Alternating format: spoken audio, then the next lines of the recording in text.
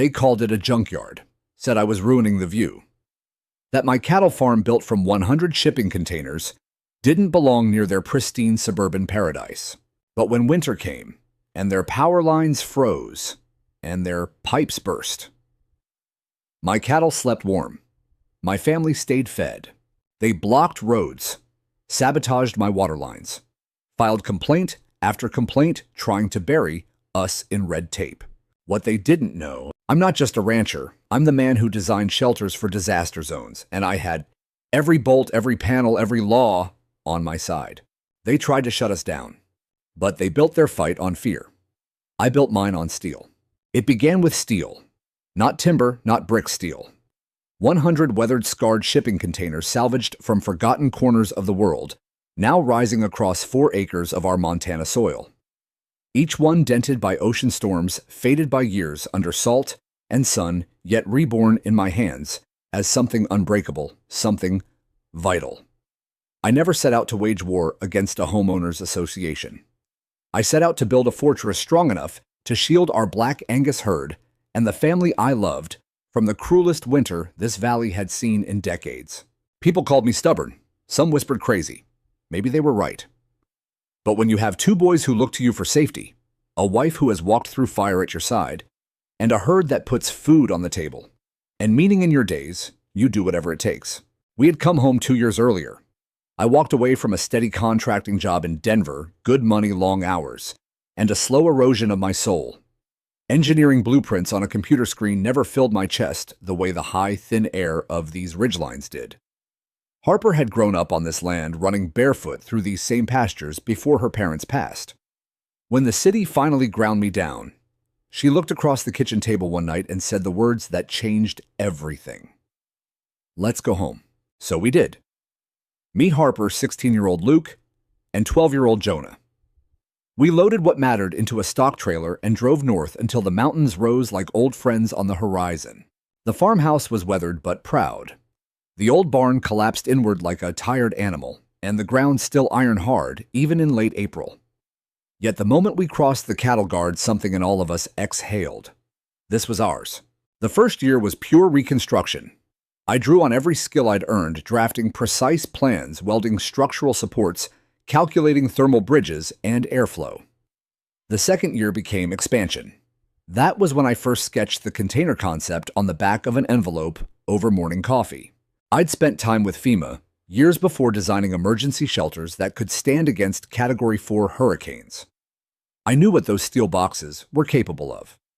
And with Montana winters growing longer and meaner, I needed something modular, weatherproof, and affordable, something that could laugh at 60-mile-an-hour gales and sub-zero nights. So I hunted them down one by one from salvage yards, auction lots, and rail yards across 3 states. Dented giants in faded blues, reds, and rust.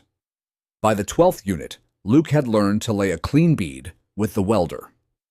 By the 32nd, Jonah could strip insulation panels faster than I could fire up the grinder. Harper didn't merely cheer from the sidelines. She stained reclaimed lumber for interior finishes, sealed foam gaps with steady hands, and taught the boys how to keep curious cattle away from a live torch. It became a family rhythm. Every window we cut, every door we framed, every ventilation duct we installed, we did together. Sweat laughter, the smell of hot metal and fresh sawdust. The boys grew taller beside those steel walls, and Harper's quiet pride shone brighter than any cutting flame. What emerged was more than shelter. It was a living grid, underground piping that circulated warmth between modules, passive-cooled, feed storage, wind-resistant anchoring that turned howling storms into distant whispers. I mapped optimal airflow, created separate calving zones with soft lighting and heated floors, installed graywater recycling from roof runoff. Each steel haven was numbered, labeled, and fine-tuned. Nothing wasted, everything purposeful. We even built a small elevated platform along one side so school groups could visit safely and watch the herd move through their new home. Harper named it the Ark. The name stuck, something sturdy enough to carry life through the flood. By mid-October, as the high country began to dust with early snow, we were welding the final seams on Unit 98. The valley smelled of frost and pine. The cattle had already begun to settle into their new quarters, their breath rising in soft clouds inside the warm modules. I was up on a ladder sealing a roof vent when Harper's voice drifted up from below, calm, but edged with that particular steel she reserved for trouble. "Colt, you need to come down." I looked toward the gravel drive. A black SUV crawled up the lane like it had all the time in the world. Two men in pressed suits stepped out, one clutching a clipboard, the other wearing the kind of practiced smile that never reached his eyes. The clipboard man cleared his throat. "Mr. Ramsey, we represent the Oak Meadows Homeowners Association." I wiped flux from my gloves and climbed down slowly. "We're not in Oak Meadows. Your property is adjacent to our perimeter and clearly visible from multiple resident vantage points," he replied as though reading from an invisible script. "We've received complaints." "About what exactly?" He gestured toward the grid of steel modules gleaming in the afternoon light. "That industrial installation. It's livestock housing," I said. "It's an eyesore," the second man cut in, smile gone.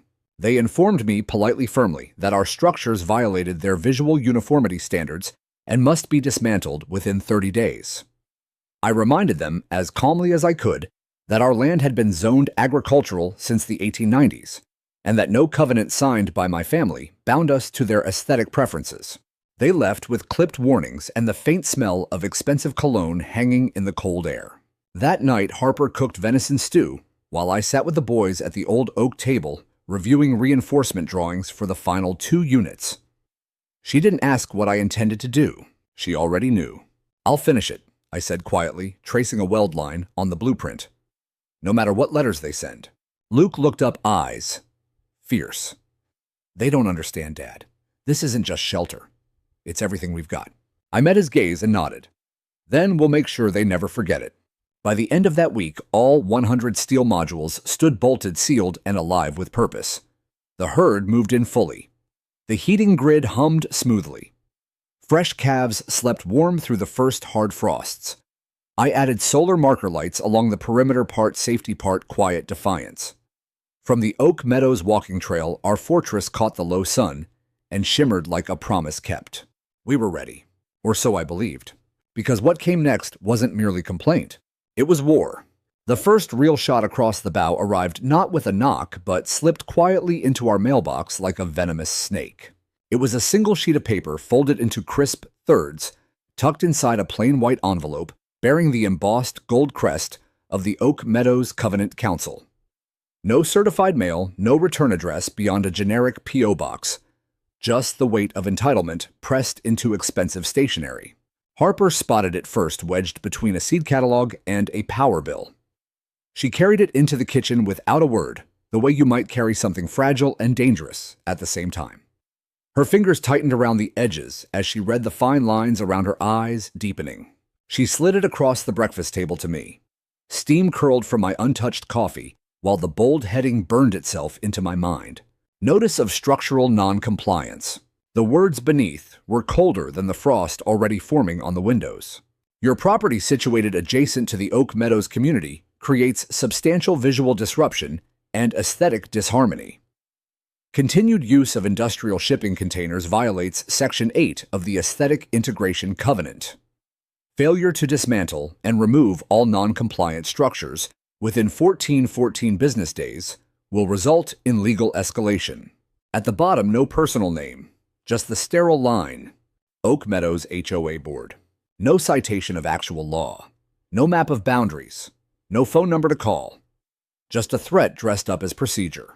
I read it twice, then a third time, feeling the old familiar heat rise in my chest, the same heat I used to feel on job sites when a bad inspection threatened an entire build.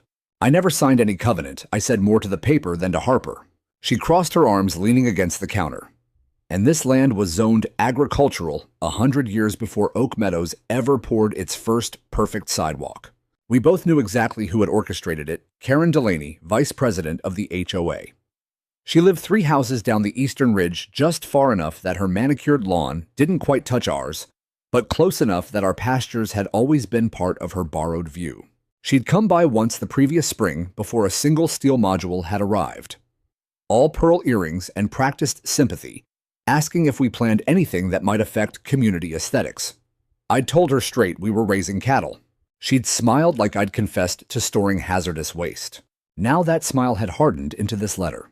2 days later, a large color flyer appeared on the Oak Meadows Community Bulletin Board, the one beside their polished clubhouse, where residents walked their designer dogs each evening. Harper drove past on her way to town and snapped a photo with her phone. The image showed our shelter grid. From a low, unflattering angle, shadows, exaggerated colors, desaturated rust spots zoomed in until the whole thing looked like a post-apocalyptic junkyard. Beneath it, in bold red caps, "This is not the Oak Meadows we want. Stop the industrial takeover." Smaller text urged residents to contact your HOA board to protect our shared standards. Jonah stared at the photo over dinner chili steaming in his bowl. "They make it look like we built a prison, Dad." Luke snorted. "Half those people couldn't tell a calving pen from a car wash." I leaned back, feeling the pressure settle behind my eyes, the same pressure that used to build when a critical beam was off by a fraction, and the whole structure hung in the balance. But this time, it wasn't steel that might fail, it was us. The following morning, a gray sedan circled our fence line twice before parking near the gate. A man in a windbreaker stepped out with a tablet, pacing slowly, taking notes, measuring sight lines. I walked out to meet him, boots crunching on frozen gravel. "Morning, can I help you?" He didn't look up right away. "Surveyor. Hired by Oak Meadows to document visibility impact." "Visibility impact," I repeated, tasting the absurdity. He shrugged. "I just measure." I let him finish. I already knew our boundaries better than any hired tape measure. I'd walked every corner post myself, pulled the original 1952 plats from the county recorder. Our land was separate, grandfathered untouchable by their covenants. But facts, I was learning, weren't the currency they traded in. That weekend, we invited a handful of real neighbors, the ones who lived on actual ranches south of us, the ones who understood wind chill and calf loss. We gave hayrides to their kids, let them hand-feed the calves through the viewing platform, demonstrated the gray water system and the solar heaters. One older rancher from the county AG extension board walked the grid, slowly nodding. "This could rewrite how small operations survive up here," he said quietly. I felt a flicker of pride until I caught movement on the ridge. Sun glinted off lenses, Karen's house, binoculars, watching. Monday brought Sheriff Dan Mulligan. He rolled up in his tan county truck, no lights, no hurry. Dan was a good man, knew every family in the valley by first name, waved even when he was serving papers. I met him halfway down the lane. "Morning, Colt." "Morning, Dan. Let me guess, HOA. He rubbed the back of his neck. "Afraid so. Claim your structures are a fire hazard and violate visual standards." I almost laughed. "We installed fire retardant foam and suppression lines last month." I figured. He sighed. "Just have to log the visit." "Mind if I walk the perimeter?" We did. He took a few photos of the solar arrays, the heavy-duty bracing, more out of professional curiosity than obligation. Before climbing back into his truck, he paused. "Off the record, they're loud, Colt, and they've got friends in high places. Might want to stay ahead of the noise. I'm not breaking any laws." "I know," he said, "but sometimes it's not about laws." His words stayed with me long after his taillights disappeared. By midweek, our mailbox began to overflow with anonymous envelopes, grainy photoshopped images of cattle standing beside toxic waste barrels, headlines screaming about plummeting property values and neighborhood decline. Harper stopped sorting the mail altogether. Luke wanted to fight back online. I told him no. "They want a reaction," I said. "We don't give them that. We give them something they can't argue with." Quietly, methodically, I started compiling evidence. Every engineering drawing, every insulation spec, every photograph of warm calves on sub-zero nights. I built a portfolio thick enough to stop a bullet stamped with my professional seal. Then I submitted a formal request to the county planning department for an official review. If Karen Delaney and her board wanted a fight, I'd give them one. But on ground, I chose facts, measurements, and the unyielding truth of what we had built. Because this wasn't just about our ranch anymore. It was about whether a family could still build something better on their own land without asking permission from people who only cared about the view. Karen Delaney didn't waste time. She never did. It started with the drone. Jonah saw it first, a small black shape hovering just above the northwest corner of our modular grid as the sun bled orange across the ridge. It buzzed like an angry wasp, dipping low over the solar panels, lingering above the feed storage units, then swinging toward the main farmhouse with its camera lens glinting. Luke bolted outside, clutching his slingshot fury flashing in his eyes, but I caught his arm. "Let it fly," I said quietly. "We've got nothing to hide." Harper stepped onto the porch beside me, wiping flour from her hands onto an old dish towel. She watched the machine circle once more before it darted back toward the east ridge. "We both know whose toy that is," she murmured. That same evening, Karen posted her masterpiece on the private Oak Meadows community forum. The title alone made my jaw clench. "This is what's spreading next door." The video was expertly edited, colors drained to grim grays, a low ominous soundtrack of strings and distant thunder slow-motion zooms on every patch of surface rust we hadn't yet repainted. Drone shots swooped dramatically over the grid, making our sturdy shelters look jagged and menacing. The captions rolled like accusations. Industrial blight encroaching on our homes. Potential threat to property values. Unverified chemical storage containers. Harper stared at the screen in the lamplight of our kitchen, her face pale but fierce. "Chemical storage. We keep hay and mineral blocks in there." "She's not after truth," I said. "She's after fear." And fear spread quickly. By morning, the forum thread had exploded. Residents who had never set foot on our land posted frantic comments about health risks, falling home prices, even wild speculation that the steel modules might attract criminal elements. One woman claimed the sight of them gave her anxiety attacks. I almost laughed at that last one until Jonah came home from school quieter than usual. He sat at the table doing homework, pencil motionless. Finally, he looked up. "Some kid said we live in a junkyard now. Is that true, Dad?" The question hit harder than any drone footage ever could. That night, I walked him through the grid under the floodlights. I showed him the thick insulation layers keeping newborn calves warm, the automated temperature sensors blinking soft green, the clean concrete floors with drainage that kept everything dry and healthy. I let him rest his hand on the warm steel wall of a calving pen where a heifer and her day-old calf slept peacefully. He listened, nodding slowly. Then, voice small, "Why do they hate what we made?" "They don't hate it," I told him. "They're scared of anything that doesn't look like their own backyard. And fear can turn good people mean." He leaned against me for a moment, 12 years old, and trying to understand a world that suddenly felt hostile. The campaign grew bolder. Karen organized an emergency HOA board meeting and invited a retired building inspector from 2 counties away, a personal acquaintance who delivered a polished PowerPoint on the supposed dangers of shipping container structures, mold accumulation, ventilation, and failures, structural collapse in snow load. He never once mentioned our triple redundant ventilation, our load-bearing reinforcements tested to twice the local snow weight, or our fire suppression standards. The room applauded anyway. Within days, nearly identical complaint forms began flooding the county planning office templates, clearly written by the same hand, filled out by different neighbors. Words like eyesore, emotional distress, and psychological impact appeared again and again. A clerk I knew from years of permit filings called me personally. "She's trying to bury you in paper," she warned. 5-6 complaints a day, all photocopies of the same language. Meanwhile, the cold shoulders began. Harper came home from the grocery store with fewer words than usual. A woman she'd known since high school looked right through her in the produce aisle. Luke found his pickup keyed in the feed store parking lot, long, angry scratches down the driver's side. Jonah's teacher sent home a note asking if everything was okay at home, as though our ranch had become a troubled household. The isolation settled over us like an early winter fog. Then came the glossy pamphlets.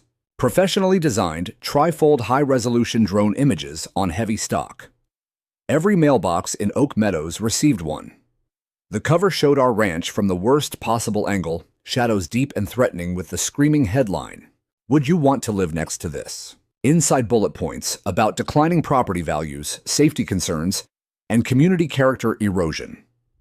The back page listed county officials' phone numbers and a QR code linking to an online petition. Remove the industrial cattle complex from our view. By the second day, it had 312 signatures, more than half from people who lived 10-20 miles away. Karen understood optics better than engineering. But while she built her public bonfire of outrage, I worked in silence. I added motion-activated cameras along the fence line. I printed thermal imaging photos showing steady internal warmth on nights when the outside thermometer plunged below zero.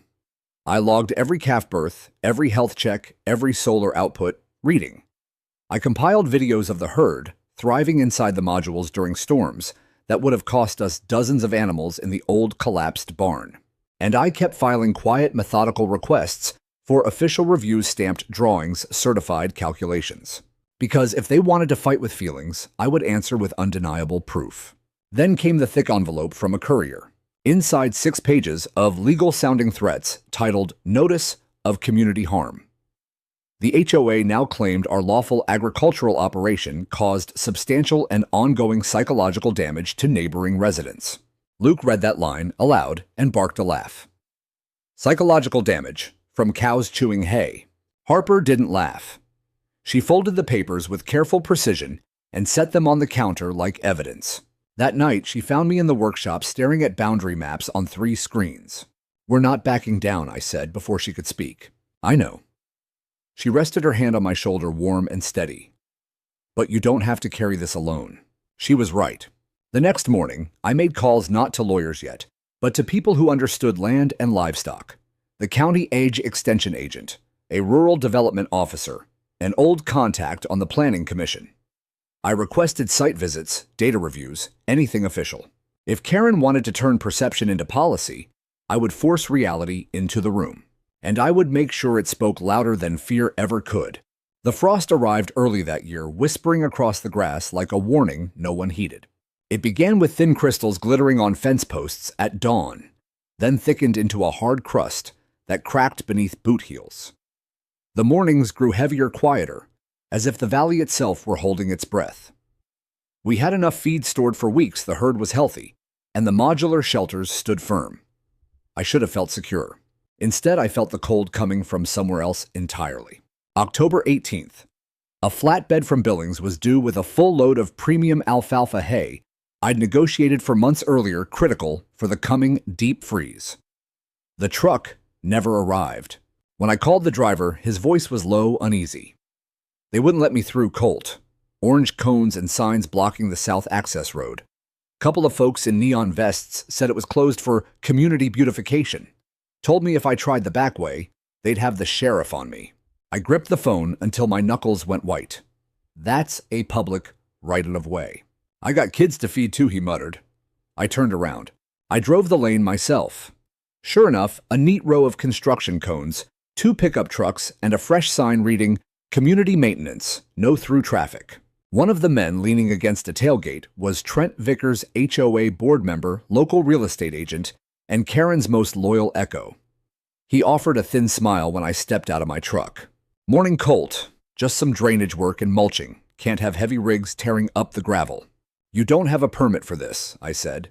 "I already checked with the county." He lifted his shoulders in an exaggerated shrug. "Administrative oversight.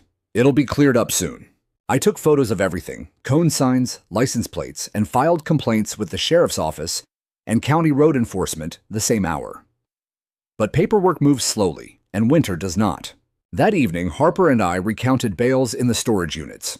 We could stretch 3 weeks, maybe 4 if we rationed carefully. But pregnant cows and young calves needed calories when the mercury plunged. One hard cold snap could cost us dearly. And Karen knew it. The next morning, I found the sabotage. The main water line feeding the northwest row of modules had been cut clean. A length of PVC lay shattered in the frost, the end cap twisted off and flung into the sagebrush like trash. Water had sprayed across the ground overnight, freezing into a sheet of treacherous ice.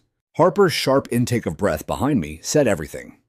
Luke cursed under his breath and stalked off toward the barn. Jonah stood silent, eyes wide.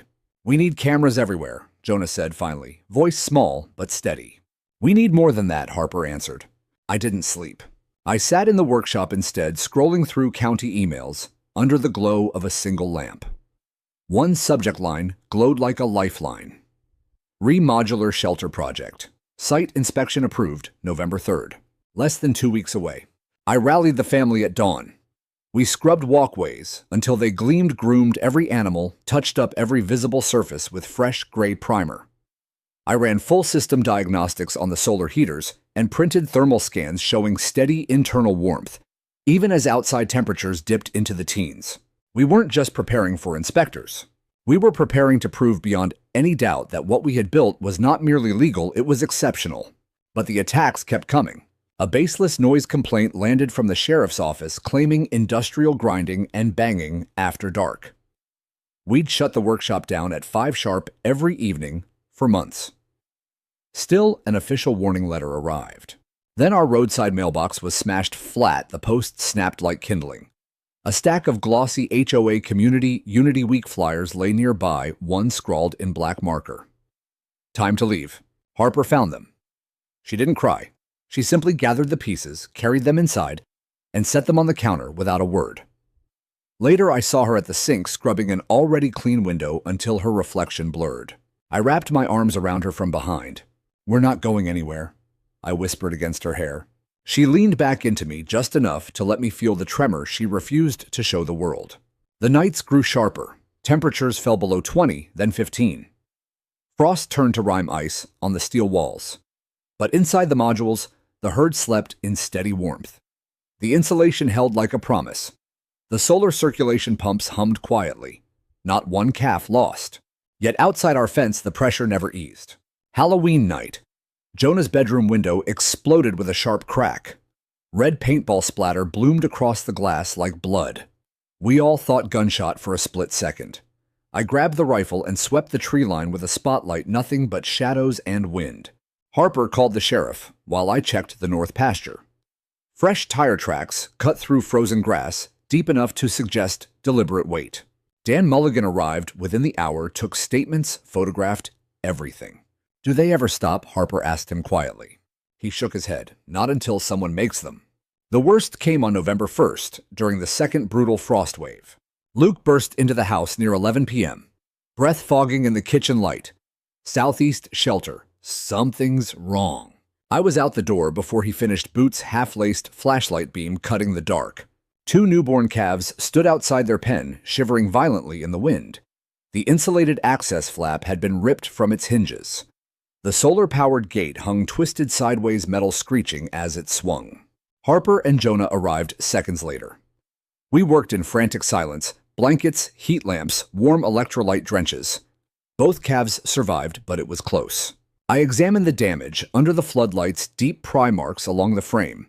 A broken heavy-duty lock that would have taken serious tools and time. This wasn't vandalism anymore. This was an attempt to kill what we'd poured our lives into. I stood in the center of the grid that night, frost burning my lungs, and let out a roar into the empty dark, not fear, not surrender, but pure, blazing fury. They weren't trying to win a zoning argument. They were trying to break us. But they had no idea who they were dealing with, because the cold had taught us long ago how to endure. And we had only just begun to fight back. The cold deepened its grip on the valley, turning every breath into a visible cloud, and every footstep into a sharp crunch on frozen ground. But inside our home, a different kind of warmth began to build purpose. I turned the old feed storage container near the barn into a temporary office, heated floors from the grid, triple-glazed windows scavenged from a demolition site, and a wide drafting table lit by LED strips. Harper kept coffee coming in steel thermoses. The boys rotated chores with military precision, giving me the hours I needed. Night after night, I worked compiling what would become our unbreakable defense. 6 thick binders took shape on the table. 1. Full structural engineering drawings with load calculations. 2. Thermal performance logs and infrared photos. 3. Fire safety certifications and suppression system schematics. 4. Livestock health and welfare records, weight gain, 0 mortality through the cold snaps. 5. Water recycling and runoff data proving 0 environmental impact. 6. Time-stamped construction photos and videos from start to finish. Every page was tabbed, indexed, and stamped with my professional engineer seal. I wasn't just preparing for a site visit. I was preparing to rewrite the conversation. November 3rd circled on the calendar in red. We spent the final days making the ranch look like the proud operation it was. Luke pressure-washed every walkway until the concrete gleamed. Jonah groomed the calves until their black coats shone like oil in the weak sun. Harper baked bread and set out thermoses of chili for the visitors. We even strung temporary guide ropes along the tour path the way museums do for school groups. At 8:55 a.m. on the appointed morning, 3 vehicles rolled up the gravel drive under a sky the color of polished steel. First, the white truck with the County Office of Sustainable Development seal. Second, a dark SUV bearing the Montana Department of Agriculture emblem. Third, an unmarked gray pickup that made my heart skip until the driver stepped out. Marcus Linwood. I hadn't seen him since a modular housing project in Colorado Springs years earlier. He'd been the inspector who fought to save my license when a subcontractor cut corners. Now he worked as a state-level consultant on rural innovation. Colt Ramsey, he said, grinning as he extended a gloved hand. Figured you might need a friendly second opinion. The inspection team totaled 7 structural engineers, a code compliance officer, an environmental specialist, Ms. Rivera, from the AG department, Marcus, and a quiet land use attorney taking notes. Harper greeted them on the porch with steaming coffee and a smile that hid every sleepless night we'd endured. I started the tour exactly where I wanted at Unit 1, the control hub. Solar inverter bank here, I said, swinging open the heavy insulated door. Redundant temperature sensors wired to every module. Backup diesel generator buried under Unit 16 with automatic failover. They followed in a loose semicircle, boots crunching, breath-fogging notebooks already filling. We moved methodically down the rows. Feed storage with passive cooling vents. Gray water filtration and recycling loop. Heated calving pens with soft rubber flooring and infrared lamps. Roof runoff collection feeding stock tanks. Heavy-duty anchoring plates designed for 120 bachelor wind loads. I handed out laminated site maps and code reference sheets as we walked. I answered every question before it was fully asked. I recited wind load calculations the way other men recite baseball stats. I knew every weld, every bolt, every gauge of steel.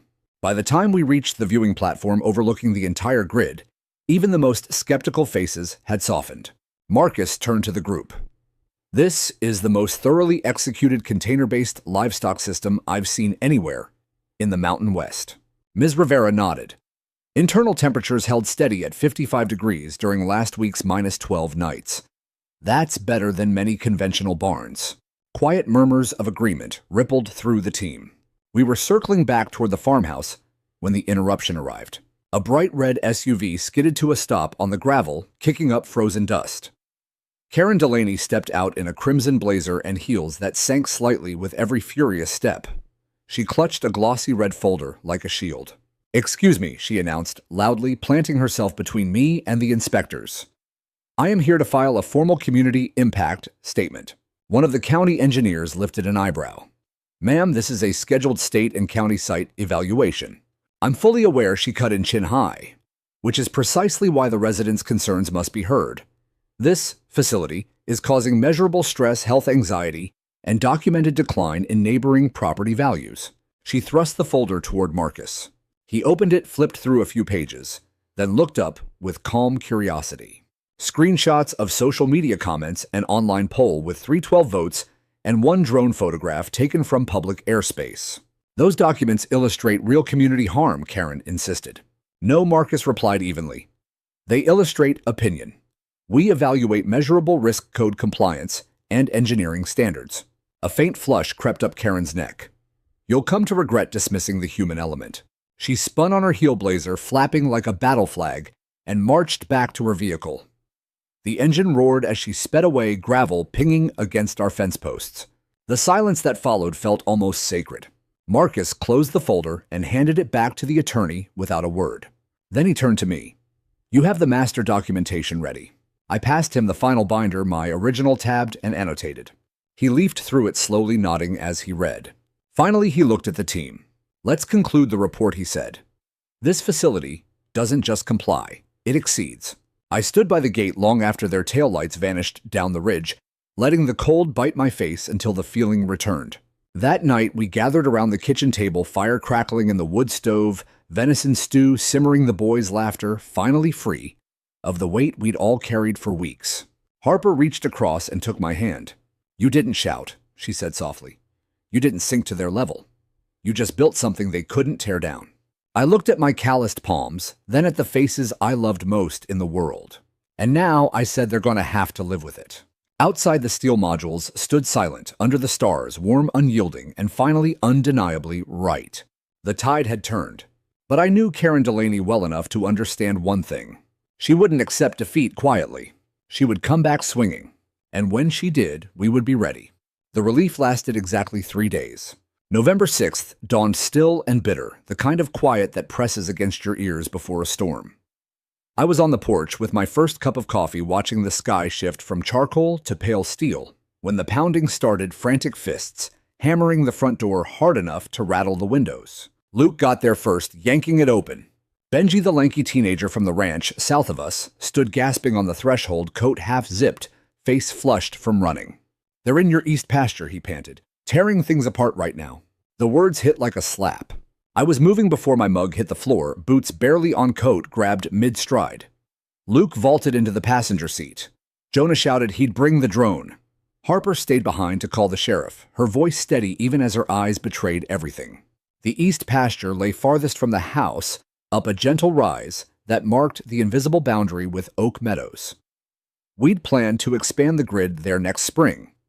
3 critical units already sat on that ground: backup feed, storage, the veterinary supply module, and the main thermal regulator that fed warmth to half the shelters.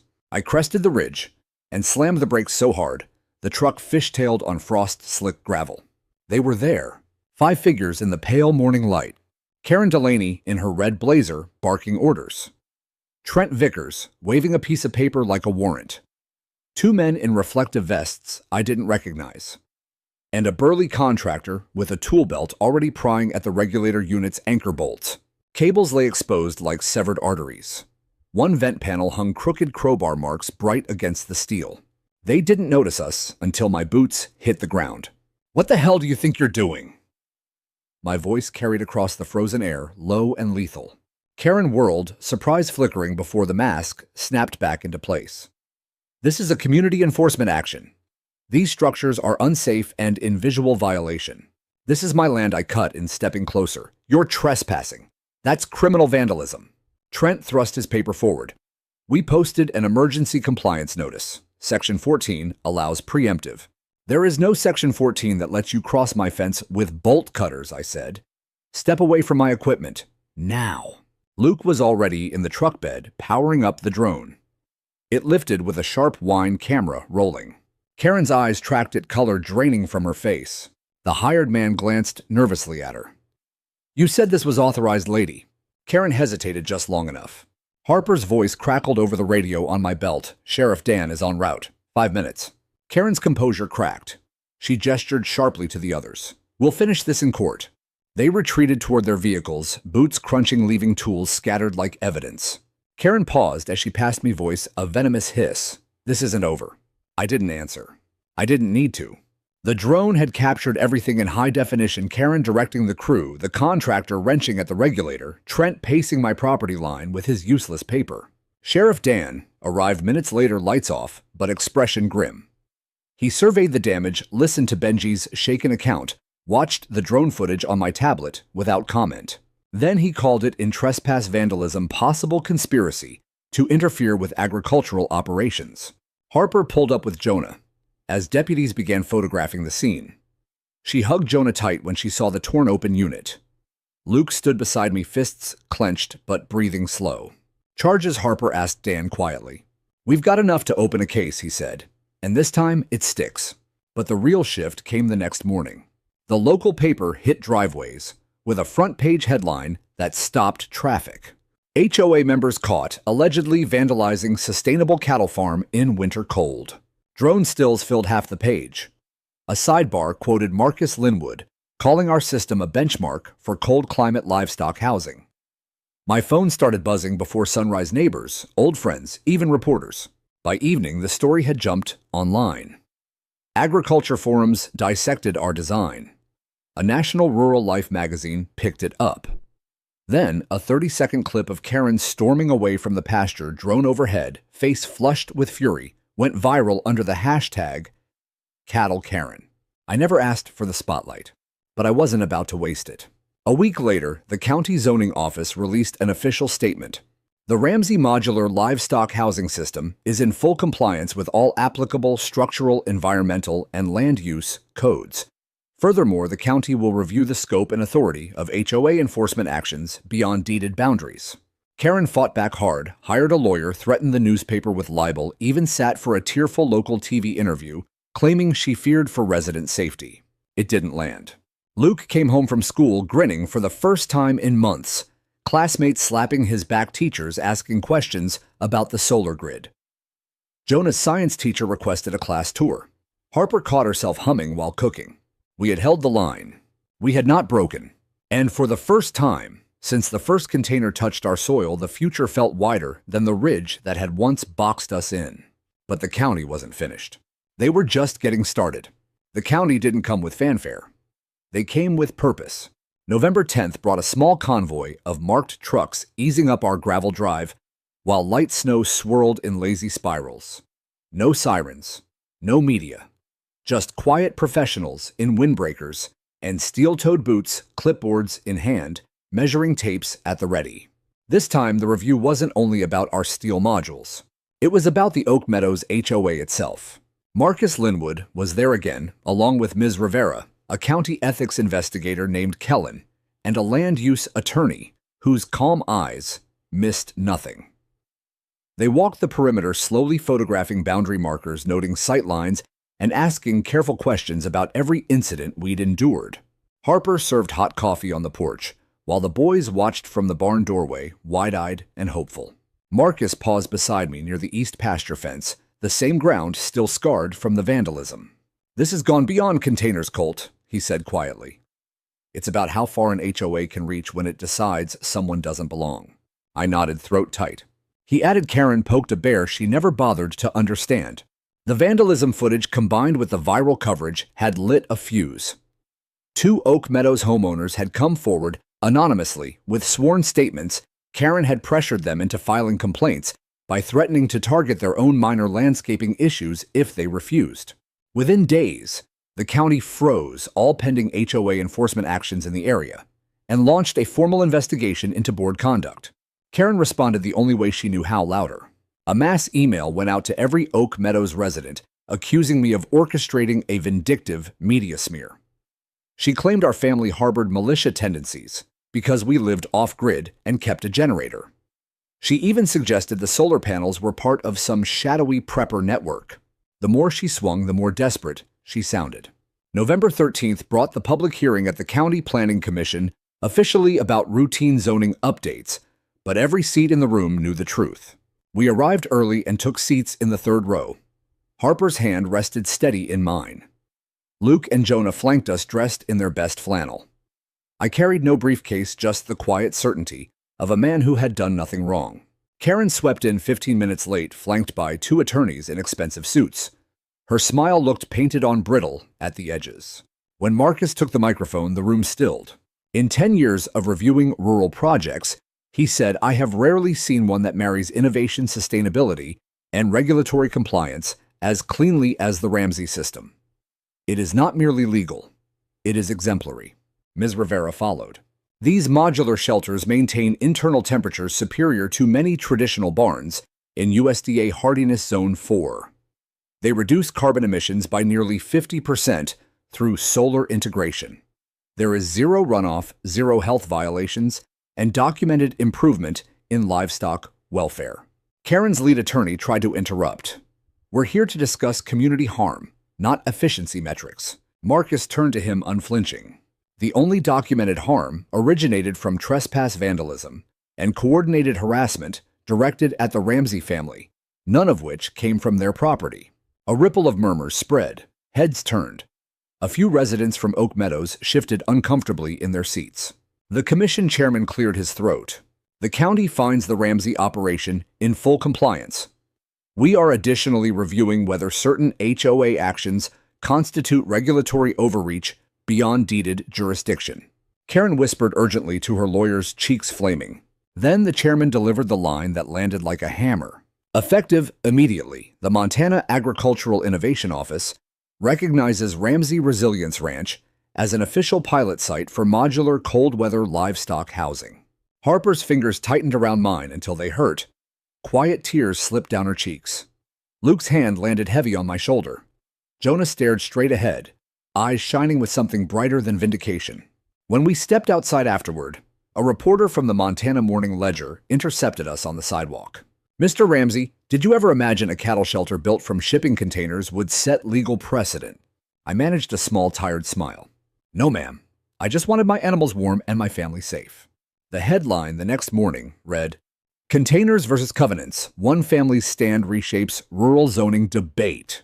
And suddenly we weren't the problem anymore. We were the example. The investigation accelerated. Leaked emails surfaced Karen coordinating with Trent to pressure feed suppliers, hay haulers, even the local vet to delay or deny service. One message ended with the chilling line, We'll make daily life so uncomfortable, they'll leave on their own. It backfired spectacularly. By Thanksgiving, Karen had been suspended from the HOA board, pending ethics review. A recall election was scheduled for early December. Meanwhile, our ranch became something new. We hosted an open Thanksgiving tour. Over 40 people came, ranchers from 3 counties, curious locals, county officials, even a few sheepish Oak Meadows residents. Jonah proudly demonstrated the thermal circulation pumps. Luke organized a calf-petting corral that had kids laughing in the snow. Harper served spiced cider beneath the solar array, while steam rose from crock-pots of chili. I stood in the middle of it all, watching strangers walk our paths, with respect instead of judgment, and felt something loosen in my chest I hadn't realized was knotted. The county had not merely defended us, they had chosen us. And in doing so, they had drawn a line in the frost that no amount of fear or entitlement could erase. But the final reckoning was still coming, and it would happen in a packed town hall under bright lights where Karen Delaney would finally face the community she claimed to protect. December 3rd, the town hall meeting that everyone in the valley had been waiting for. The agenda claimed it was about infrastructure updates and budget proposals, but the parking lot was full an hour early. Pickup trucks lined up beside polished SUVs. Breath fog hanging in the frigid air like unspoken words. Cameras from 2 local stations idled near the entrance. Sheriff Dan Mulligan stood discreetly by the side door, arms folded, watching the crowd file in. We arrived early on purpose, not for drama, but for seats. Harper wore her good wool coat, the one with the deep collar that framed her face like quiet armor. Luke and Jonah matched in clean flannel shirts tucked in for once. I carried only a thin binder under my arm closure, not ammunition. The hall filled to standing room only. Extra folding chairs had been hastily added along the back wall. Oak Meadows board members sat stiffly at the long front table, beneath fluorescent lights' name placards gleaming. Karen Delaney occupied the second seat from the left, red blazer bright as a warning flag posture, rigid lips pressed thin. She glanced our way once as we settled in the third row. Her eyes flicked past us like we were furniture. The moderator county liaison, Greta Holmes, opened with measured calm. We'll begin with a brief update from the Oak Meadows HOA on recent enforcement activities and community outreach, followed by public comment. Karen leaned into her microphone before Greta had fully lowered her hand. Thank you, she began, voice polished and rehearsed. For years, the Oak Meadows Homeowners Association has worked tirelessly to preserve the aesthetic integrity, property values, and shared harmony of our neighborhood.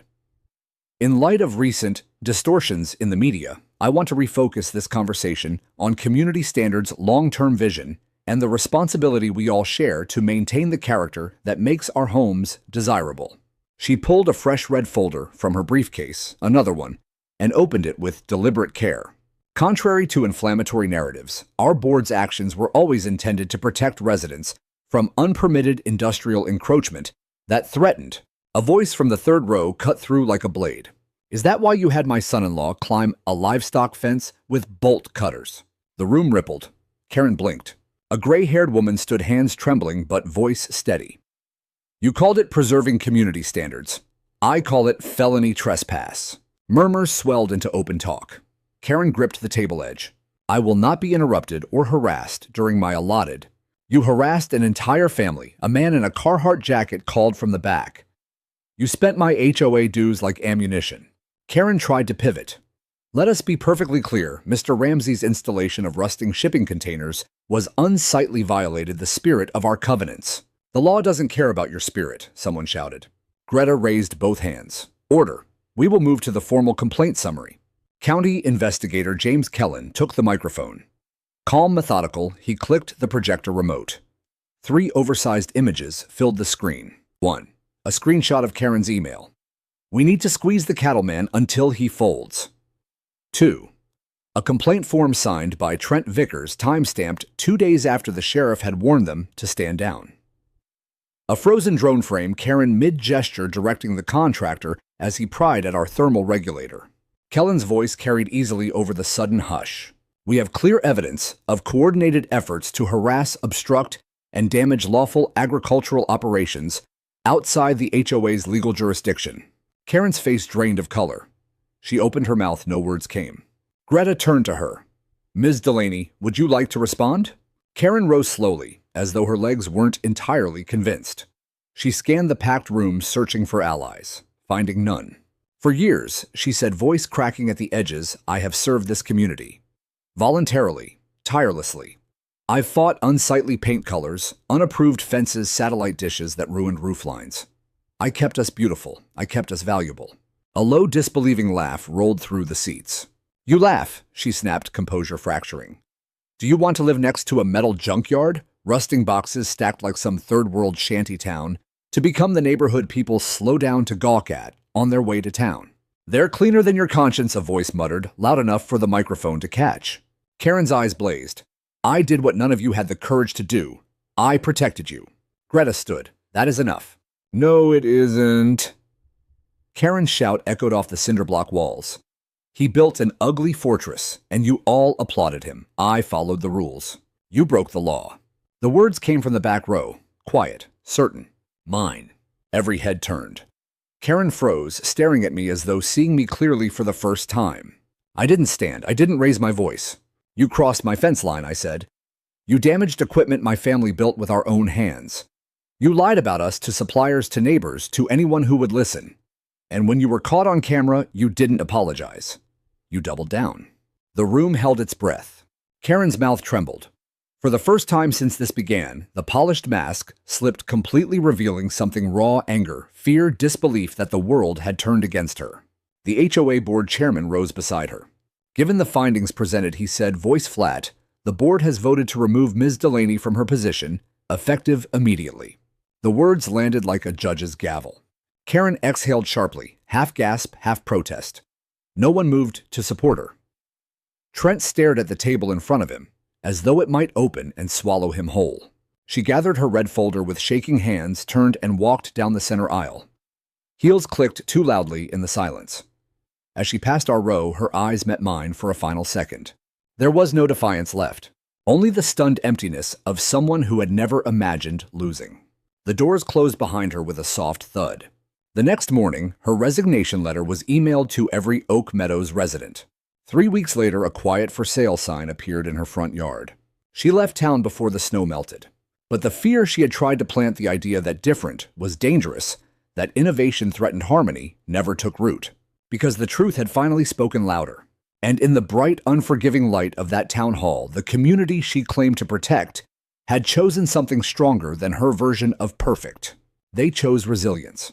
Winter tightened its hold as December deepened, snow piling in soft drifts against the steel walls and glazing the fence lines with ice that caught the low sun like scattered diamonds. But something extraordinary began to happen amid the cold. People arrived not with complaints or clipboards, but with curiosity and respect. It started with a single letter on official stationery from the Montana Department of Agriculture, inviting me to speak at their annual Rural Innovation Summit. The topic: cold climate livestock housing lessons from the front lines. I read it twice at the kitchen table, half expecting it to vanish like a dream. Harper leaned over my shoulder, her hand warm on my neck. You've earned this, she said simply. The world's finally catching up. But the invitations kept coming. A professor from Montana State University requested a guided tour for her sustainable agriculture class. A USDA Rural Development Field Officer emailed for detailed blueprints and performance data. A public broadcasting documentary crew proposed profiling what they called the container ranch that redefined resilience. I never sought the attention. Truth be told, part of me still braced for the next fight. But I recognized opportunity when it knocked.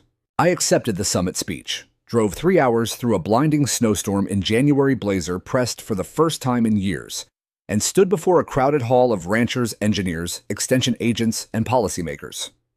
I showed slides of our thermal airflow maps, solar yield curves, and calf survival rates, up 35% since the modules went online. Then I told them about Karen. Not to settle scores, but to illustrate the real-world friction when innovation meets entrenched expectation. Afterward, 3 older ranchers waited at the podium to shake my hand. "We're putting in a smaller version near Billings," one said. "County just greenlit container ag structures cited your precedent." Another younger asked for advice on navigating his own HOA skirmish. I gave him Marcus Linwood's contact and told him to document everything. Driving home through dark passes, snow hissing against the windshield, I felt the shift settle deep in my bones. What we had built was no longer just ours. It was spreading. Back home, the county wrapped its investigation with a report that scorched the page: systematic overreach, abuse of authority, coordinated suppression of lawful land use. 3 Oak Meadows board members resigned quietly before the recall vote could humiliate them further. Then the state took notice. The Montana Zoning Review Committee convened a special session. 2 weeks later, they released draft legislation, the Property Jurisdiction Clarity Act, explicitly limiting HOA enforcement to deeded boundaries only. Our case was cited repeatedly as the catalyst. Versions of the policy began appearing in neighboring states. Planning offices started referencing the Ramsey model when approving alternative livestock housing. Harper read the headlines aloud over breakfast, eyes dancing. Ramsey Ranch makes state news again, this time page 3. Luke pulled up a livestock innovation blog on his phone. "They're calling us the Tesla of cattle farms, Dad." Jonah deadpan as ever asked if that meant we could order robotic cows. I laughed, really laughed for the first time in what felt like years. But the moment that truly floored me arrived in late January. An email from the USDA Office of Rural Innovation. After reviewing our documentation site reports and policy impact, they wished to award Ramsey Resilience Ranch a multi-year federal research grant. The goal: scale our modular system as a replicable solution for small and mid-size operations in cold climates, especially in economically stressed rural areas. They offered technical partnerships, university interns, patent assistance, even funding for demonstration builds on other ranches. I read it 3 times before showing Harper. Her hands trembled as she scrolled. "This isn't just recognition," she whispered. "This is legacy." We walked the grid that evening under floodlight snow crunching beneath our boots. Warm vapor plumed gently from the vents. Inside, the herd moved in quiet rhythm. Healthy content alive because of what we had refused to abandon. Harper slipped her gloved hand into mine. "Your fortress held," she said. I shook my head. "Our fortress." She smiled up at the stars. "Think Karen ever looks up property listings in warmer states and wonders what went wrong? Probably still searching for a neighborhood with a covenant against steel," I replied. We laughed together, the sound carrying across the snow and echoing off the modules like a promise kept. Because we hadn't merely survived a campaign of fear. We had turned it into something that could warm barns, save herds, and steady livelihoods for families we would never meet. One determined weld at a time. And as spring began to whisper at the edges of winter meltwater, trickling in the ditches, the first brave crocuses pushing through frost, something else took root on our land. Hope. Real, measurable, built to last hope. The kind that no covenant, no complaint, no cold night could ever dismantle. Spring arrived slowly that year, as if the land itself wanted to savor the thaw. By late March, stubborn patches of ice still lingered in the shadows between the steel modules, and the soil along the fence lines remained iron-hard in places. But we didn't mind the wait. After the winter we had endured the battles fought in frost and floodlights, the gradual melt felt like a quiet celebration. Life returned in its own unhurried rhythm. The herd, calved, strong, and early black newborns stumbling across fresh green shoots under the watchful eyes of their mothers. Luke designed and welded a custom ear tag station from scrap steel and reclaimed barnwood, dubbing it Unit 101, with a grin that hadn't left his face in months. Jonah spent evenings reprogramming the solar monitoring system to ping alerts directly to his phone, declaring himself Chief Sustainability Officer, while Harper ruffled his hair and pretended to salute.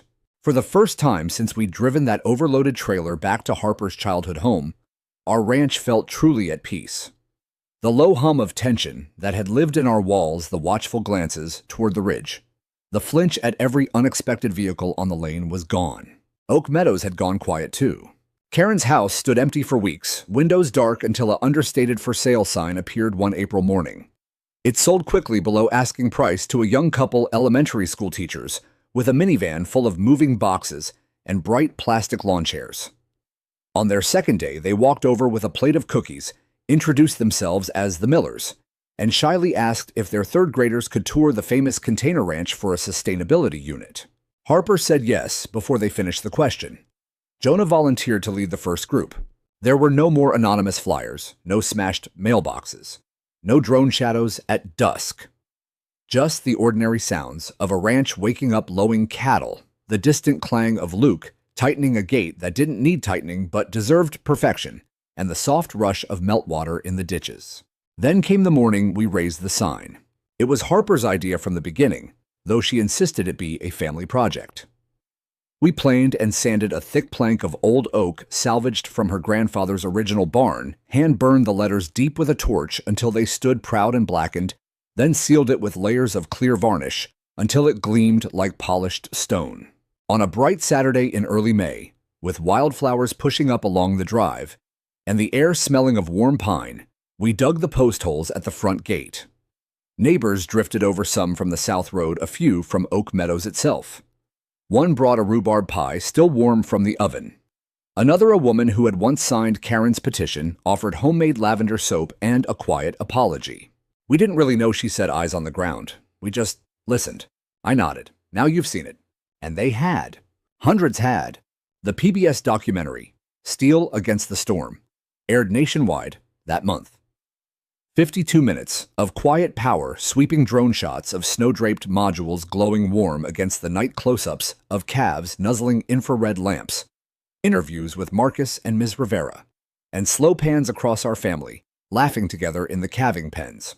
The narrator's voice lingered over the final town hall footage of Karen walking out alone. What happens when petty power meets unyielding purpose? What happens when one family refuses to trade resilience for approval?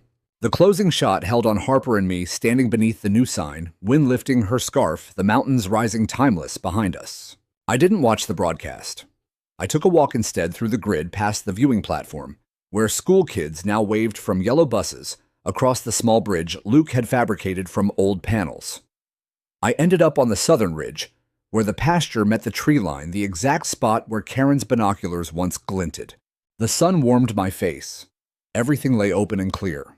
I thought about every weld we'd laid under pressure, every threat we'd swallowed, every boundary we'd refused to yield.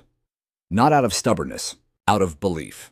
That evening, Harper joined me on the porch with a thin folder of printed letters, messages from ranchers in Wyoming, North Dakota, even Canada. Architects sketching their own versions. Students citing our story in policy papers. One letter from a veteran starting a small herd in Idaho simply read, "You proved we don't have to ask permission to build something that works. Thank you." Harper leaned against my shoulder. We did more than survive cold. I looked out at the modules, catching the last light warm vapor still rising gently into the cooling air. "We changed the weather," I said. She laughed softly, the deep, unguarded laugh I'd fallen in love with years ago. That spring, we launched Farm Forward, a hands-on program for young farmers, veterans, and students eager to learn off-grid systems. Jonah gave enthusiastic tours of the solar loop. Luke built portable demonstration units that folded flat for transport. Harper started a blog that quickly gathered thousands of followers, hungry for practical hope. And I kept building, because that's who I am. Not a warrior, a builder. One who now knows beyond any doubt that a good idea backed by hard work, clear truth, and a family that refuses to break can outlast fear, entitlement, and even the harshest winter. You can't bulldoze resilience with complaints. You can't bury innovation under red tape. And you can't stop people who have already decided what kind of world they intend to leave behind. We hung that oak sign together, posts set deep in Montana soil. Ramsey Resilience Ranch. Established in truth, built in steel. It stands there still, catching sunrise and storm alike. A quiet reminder that sometimes the strongest thing you can build isn't made of steel at all. It's made of the refusal to yield what matters most. One container, one choice, one unbreakable day at a time.